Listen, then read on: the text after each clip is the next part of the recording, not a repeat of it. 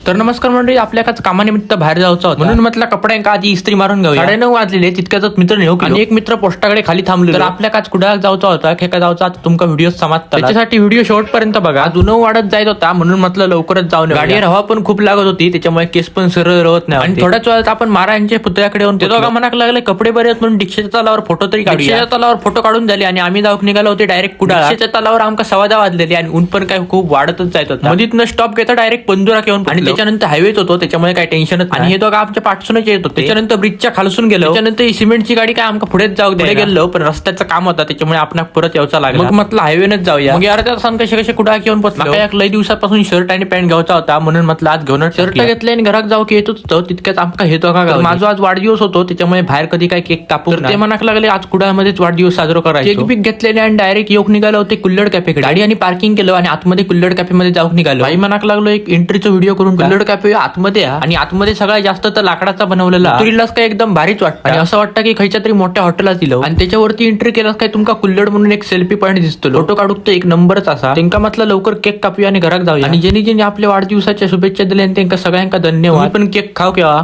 आज कॅफे मध्ये पण कोण नाही होता त्याच्यामुळे हे नाचाक लागलो. थोड्याच वेळात आपण ऑर्डर केली होती 2 पिझ्झा आणि 1 बर्गर. पहिला सगळं आटपलो आणि घरात येऊन निघालो. त्यांना म्हटलं पटापट पाय उकला नाही तर आमकाच घराकडे जाऊ उशीर होतो. थोडं केक रवलो तो म्हटलं घराकडे जाऊन कोणाक तरी जाऊ. म्हटलं आधी गाडीत पेट्रोल कमी होता आता पेट्रोल टाकलो आणि घरात येऊन निघालो. तर आपण अर्ध्या तासानं काय घराकडे पोहोचलो. आजचं ब्लॉग हैसरच सरवतोय कारण ब्लॉग पण खूप मोठं झालं. आणि ब्लॉग कसं वाटलं कमेंट करून सांगा. इतके इलाज तर खाली फॉलोचा बटन आता आपण दाबा. लवकरच भेटा एका नवीन व्हिडिओ. जय महाराष्ट्र.